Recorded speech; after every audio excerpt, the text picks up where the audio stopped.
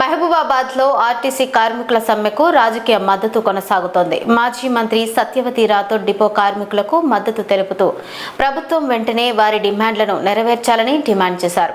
హక్కుల కోసం ఉద్యమిస్తున్న కార్మికులను అణిచివేయడం సరైంది కాదని పేర్కొంటూ అధికారంలోకి రాకముందు ఇచ్చిన హామీలను ప్రభుత్వం మర్చిపోయిందని విమర్శించారు. ప్రభుత్వ నిర్లక్ష్యం వల్లే కార్మికులు తీవ్ర ఆందోళనకి వెళ్లారని అన్నారు.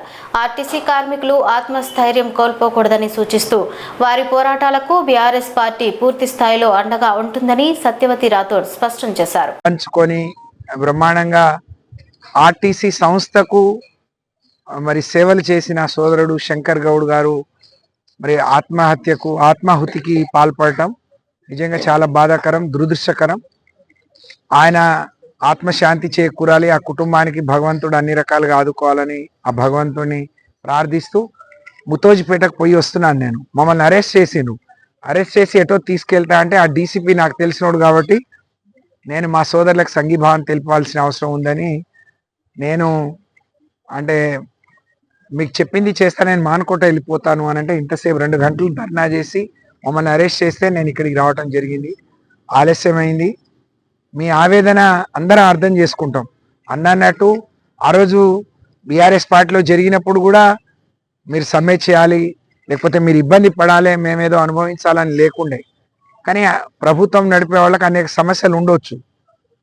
కానీ ఈ క్రమంలో ఇంత ముందుగా నోటీస్ ఇచ్చి మరి మీ అన్నీ కూడా సానుకూలమైనవి, న్యాయబద్ధమైనవి. మరి అందులో సగం కంటే ఎక్కువ రాష్ట్ర ప్రభుత్వం, ఇప్పుడు అధికారంలో ఉన్న రేవంత్ రెడ్డి గారి ప్రభుత్వం మాట ఇచ్చినాయి.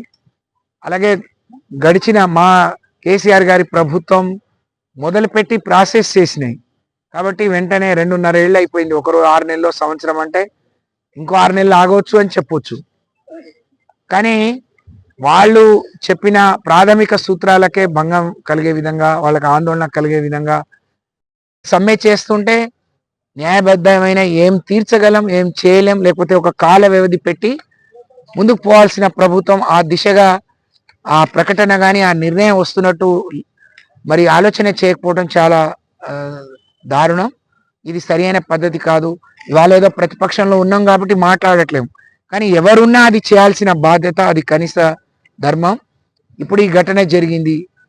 ఒక్కొక్కళ్ళని ఇంకొకళ్ళను అది ప్రేరేపించ ముందే రాష్ట్ర ప్రభుత్వం, రేవంత్ రెడ్డి గారు, రాష్ట్ర ప్రభుత్వం దీని మీద ఒక స్పష్టమైన ప్రకటన చేయాలని, వాళ్ళ డిమాండ్లు తీర్చాలని. అవి కూడా చాలా న్యాయమైన, వాళ్ళు ఏదో గొంతెమ్మ కోరికలు కూడా కోరట్లేరు. మరి ఆ డిమాండ్లు తీరుస్తూ ఈరోజే మరి వాళ్ళకు నమ్మకాన్ని, విశ్వాసాన్ని కలిగించే విధంగా ఆ ప్రతినిధులతో మాట్లాడి దానికి ఒక పరిష్కారం చూపాలని, శంకర్ గౌడ్ గారి కుటుంబానికి మరి ఆర్థికంగా ఆ కుటుంబంలో కొడుకో ఉద్యోగం ఇచ్చి ఏ విధంగా పరిష్కరిస్తారో, వాళ్ళకి ఏ విధంగా న్యాయమైన సపోర్ట్ చేస్తారో అది కూడా ఇవ్వాలని